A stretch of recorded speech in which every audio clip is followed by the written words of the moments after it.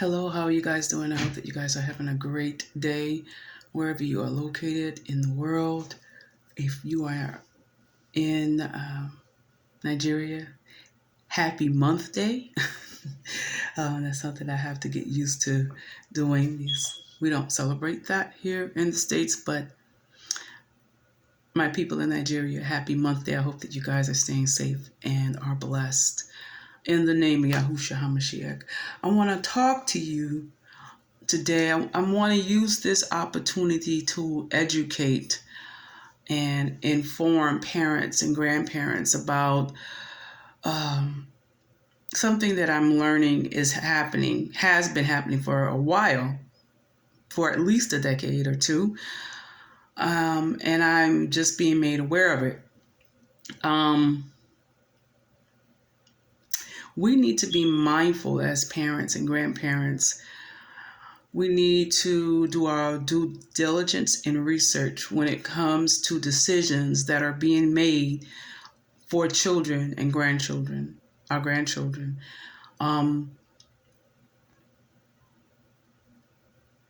Puberty blockers. I don't know how many of you have ever heard of puberty blockers.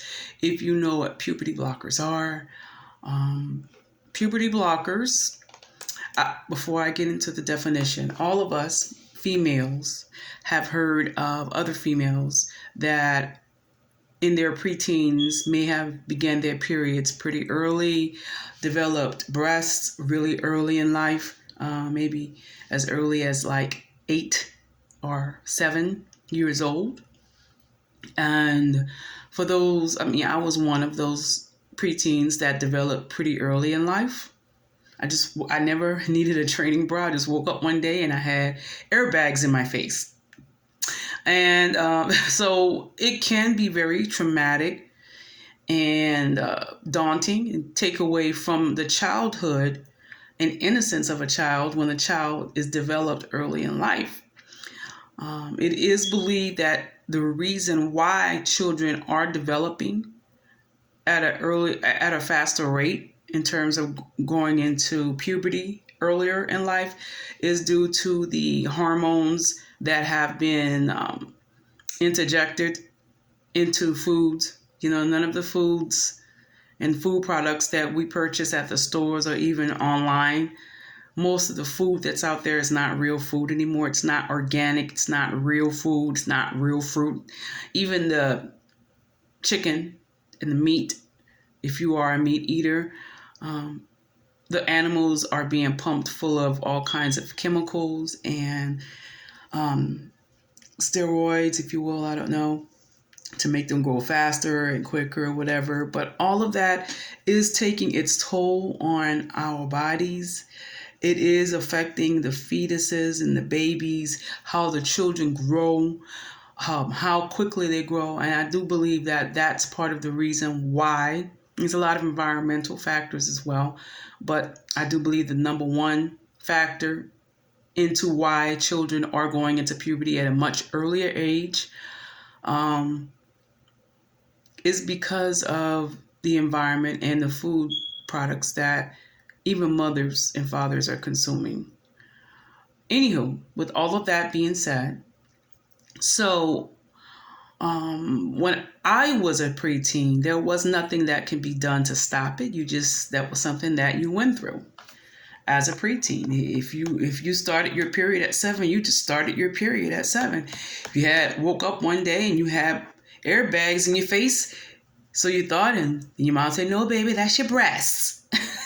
That was just something that you dealt with. You dealt with it, and you grew into your body, more or less.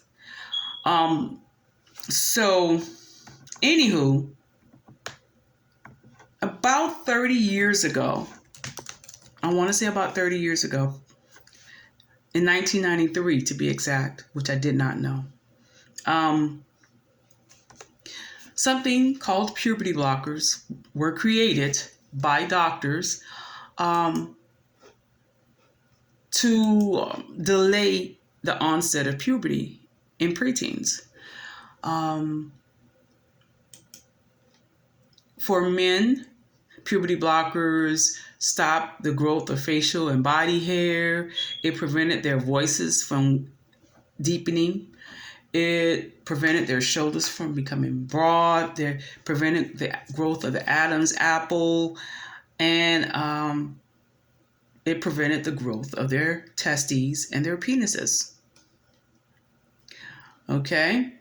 And puberty blockers in females stop the boobs from coming, the airbags, the broadening of the hips, you get the little, stop that.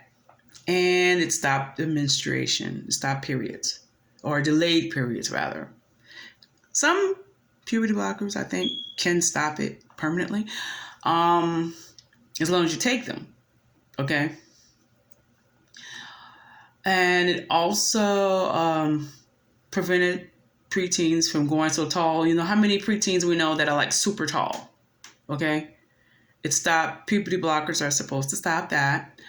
Preteens develop a sex drive. That's when masturbation and sexual exploration can begin, is in the preteens.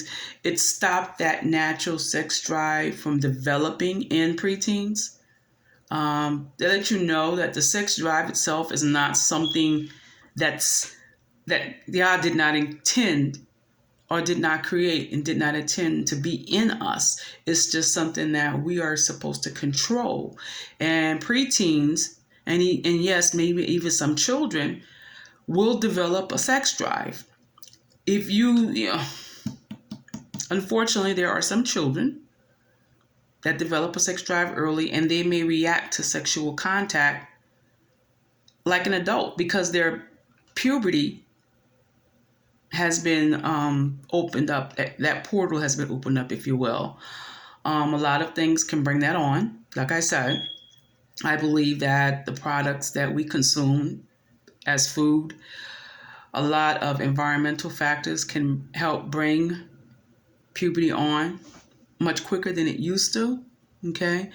Influences. I do believe also sexual behavior and preferences can be taught. I don't believe that sexual preference is something that's developed and encoded in your DNA at birth. I don't believe that, no. If you are a male, you are a male. If you have a penis and testes when you're born, you are a man. You are a male. Okay? If you are born with a vagina and vulva and whatever, you are a female. Male and female, he created them. Okay? But it's something that we as parents and grandparents, for those of us who are raising grandchildren, I'm not anymore, but I did at one time, we have to teach the children how to control their sexual desires. We have to teach the children to control themselves. And the problem is, these days, that is not being taught to the children in a lot of different families and households and cultures.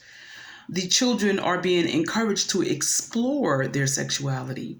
And, even there are some children that are going to school, I hear, and they could go to the teacher and say, hey, I feel like a girl today. A little boy could walk up to the teacher and say, hey, I feel like a little girl today. And the teacher has a closet with boys and girls' clothes and shoes or what have you. And if the boys go to the teacher and say, hey, I'm feeling like a girl today, they'll let the kids go into the closet and let the little boys change it to little girls' clothes.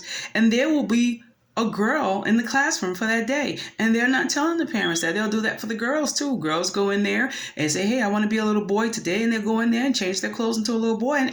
And they're a little boy. The teachers are coaching and programming some students to do these things. So all of that definitely has a role in what's being in the onset and that portal being open in our children and our grandchildren, so that they believe. Because when you open up yourself up to that, whether it's through early sexual exploration, experimentation, whether it's through abuse, whether it's through sex trafficking, whether it's through coaching and programming from teachers and so-called mental health therapists or whatever. When you open up that portal, you open up that child's spirit to receive something that child was never created to receive. A boy was never created to receive another boy. A female was never created to receive another female. That is not the intention of the Most High. That was not the original plan of the Creator for us. And we are responsible for teaching the children that, because we are the children's first teachers. We are. And I just don't know if parents are aware about what's going on. You're so busy worrying about the CRT. Forget about CRT. The teachers are teaching your children how to sexually explore. The teachers that won't teach CRT to your children are teaching your children how to have oral sex with one another. The same sex, by the way. They're teaching your children that it's okay to open up their anus and have sex. 2 boys. That's what they're teaching your kids.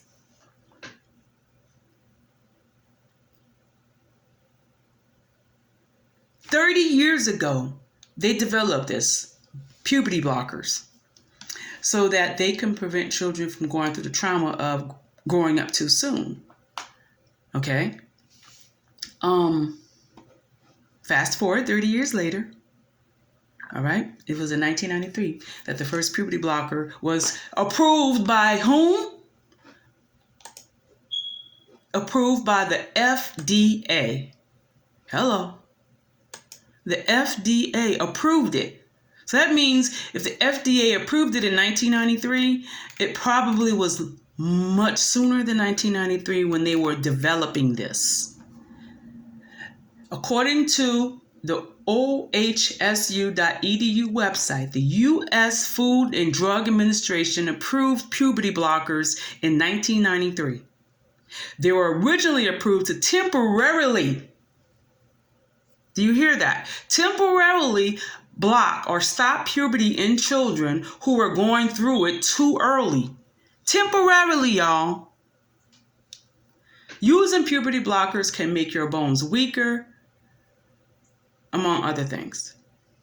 But they were giving it to children to temporarily block puberty until they felt like the child was ready to go through puberty. Now, I don't know who made this call, if it was the parents that go to the pediatricians and say, "Hey, doc, my child is 7. I don't think that she can handle her period or having boobs right now. Can you give her something to stop that for the next 4 or 5 years until I feel like she's ready for that?" Or, whomever. Or if it was a pediatrician that noticed that a child was having some sexual changes and transformations going on way too early, and they say, "Hey, parent, I noticed that little Ray Ray's voice is a little deep for a 6-year-old. So with your permission, of course, I have something here that will help stall that so that he can still have his small, cute little voice for as long as you think that is appropriate." I don't know where that conversation began, but at any rate, the FDA approved it in 1993, which means it was in production. They were experimenting with making this drug long before 1993. Okay, so anyway, fast forward 30 years later, approximately 30 years later, now what was originally created to temporarily block puberty, to prevent children from going through developing too early, and for it being a traumatic experience for them. Now, these puberty blockers, which are very expensive, are being used to help children who are self-identifying, boys who are self-identifying as girls and girls who are self-identifying as boys, who believe that they are. They're going to their teachers, they're going to their parents, and they're saying, I believe I'm a little girl. I don't want testicles. I don't want my penis to grow. I don't want my voice to deepen. I want to be a little girl.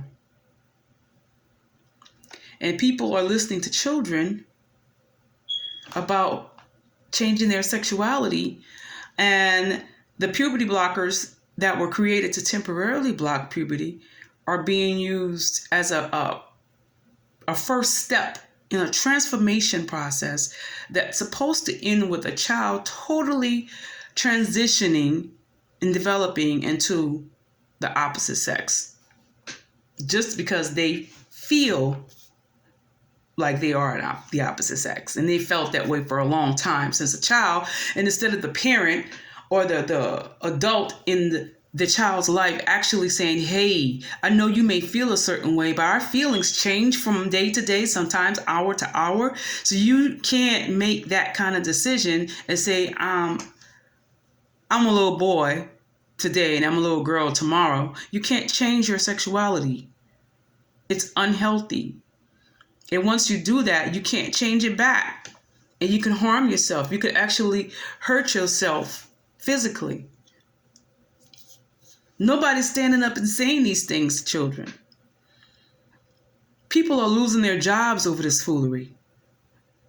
Lying to these babies. Keeping information from parents and grandparents. Because how many of you knew that these things were going on?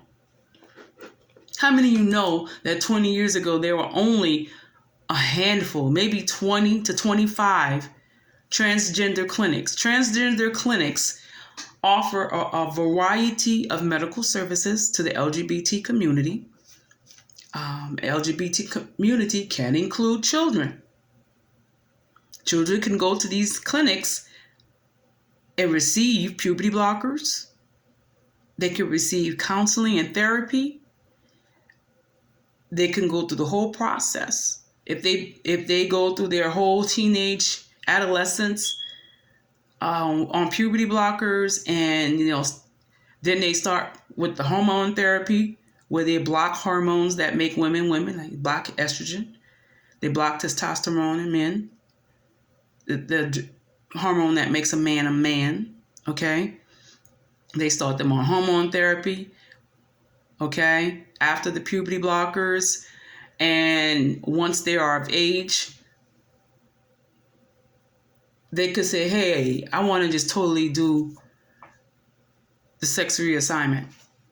I'm not just okay with dressing as the opposite sex and blocking my hormones and what have you.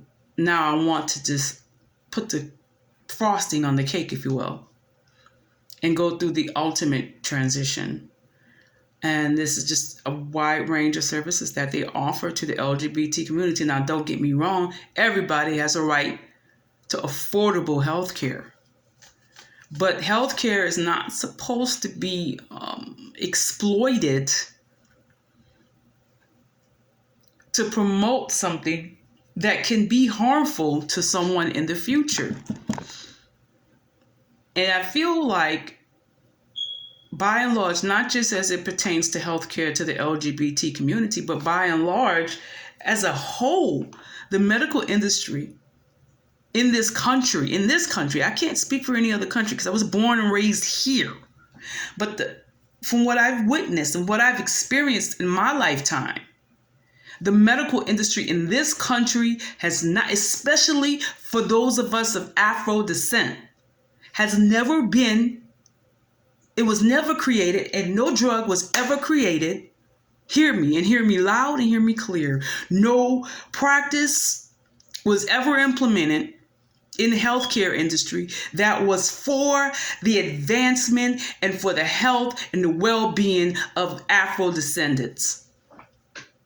There are no descendants in this country, to be honest with you, but we are the ones that suffer the most at the hands of a greedy medical industry with their own agendas. Their own agendas, y'all.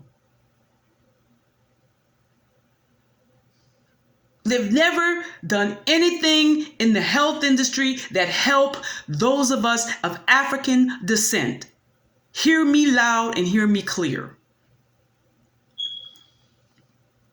And all the time now.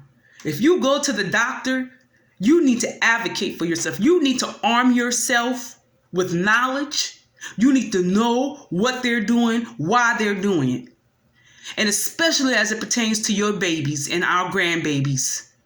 Don't let them just stick you with anything. Don't let them just prescribe anything. Don't let them just cut on you and carve on you.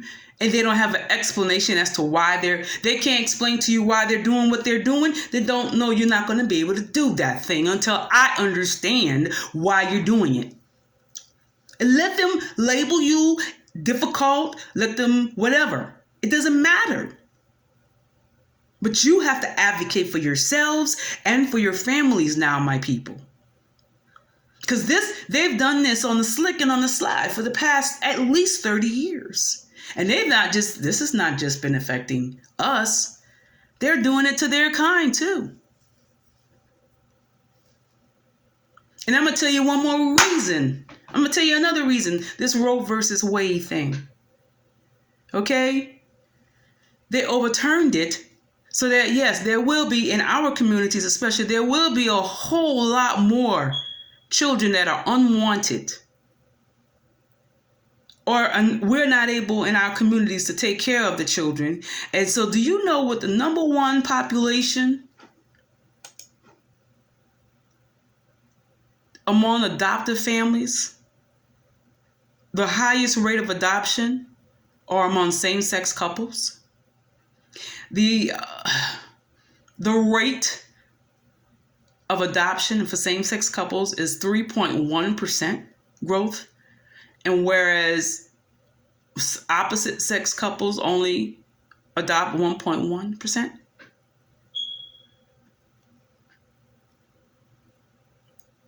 The highest growing demographic in terms of the type of families that are adopting children that are in the system are same-sex couples.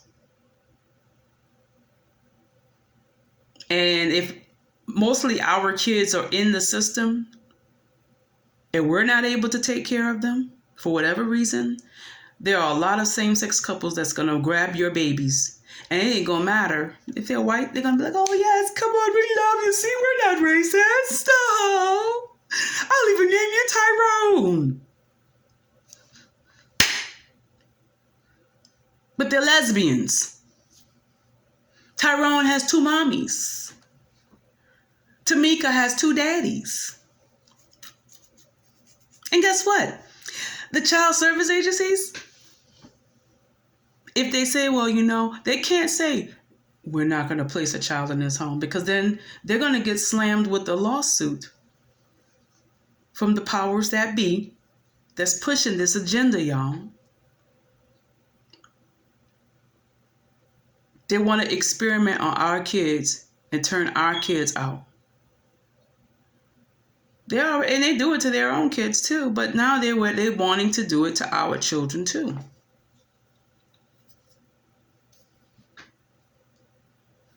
No, I don't hate anybody. Get that clear. I don't hate you, but right is right and wrong is wrong. How 2 lesbians are going to teach a little boy how to stand up and pee? Oh, let me guess. Like this lesbian couple where the lesbian slapped on a strap-on to teach their toddler son how to pee standing up. So the child had to go, and the child believes, hey, I got to put the strap on me too so I can stand up and pee. So instead of him knowing that, hey, you already have the equipment to stand up and pee, all you got to do is stand up, hold yourself, and go. Because the child saw the only thing that they knew as their parent, slap on a strap on, stand up and pee. So now the child's thinking that as a part of the process of them going to the bathroom is that they have to slap on a strap on. Do you see how confusing that is? But this is what they want, y'all. My people in particular. We need to advocate for ourselves. We need to arm ourselves with knowledge. We need to know what they're doing, why they're doing it. Even if it's a so-called Afro-descendant doctor, because they got a lot of our doctors that are bought to promote their agendas. So even if they look like us and they got doctor in front of their name or MD behind it, you better ask some questions still. Don't just assume because they're of Afro descent and they're a doctor that they're looking out for our well-being. They're looking out for this at the end of the day. And you ask that doctor, I don't care what race they are, why are you giving me this? Why are you suggesting this? Why do I need a referral to that? No, I don't want to do that. You better open up your mouth. I don't care who is saying it's okay. You better do your due diligence, you do your research, educate yourself, find out what's what. Because all skin folk ain't your kinfolk. And all of them are not looking out for us either. At the end of the day, it's about the money that they can make so that they can put it in their bank account and they can live what they want to live and drive what they want to drive and do what they want to do. And they don't care if they have to sell out their own kind to do it.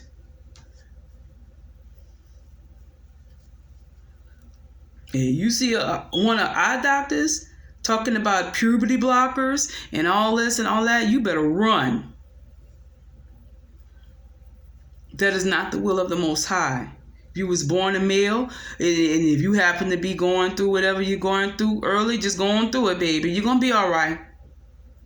Don't let them give your child anything to make them stop your little boy from having a low voice. Don't let them give you anything so that your daughter will not develop breasts at 9. She just going to get her some good bras and teach her how to hold herself up and be a lady. Anyway, I said what I needed to say. I hope that you take it for what it's worth. Again, we have to arm ourselves with knowledge because these people are doing the most, all this newfangled stuff that they're coming out with. I know I sound old, but I don't care because I wish I had known what they were doing. I'm glad they never came to me asking me about no puberty blockers for my kids. But yeah, if they had, they would have heard from me. But I'm trying to tell you, don't just trust what these doctors are giving you or trying to give you or give your kids. You better drill the heck out of them. Y'all be blessed in the name of Yahushua HaMashiach.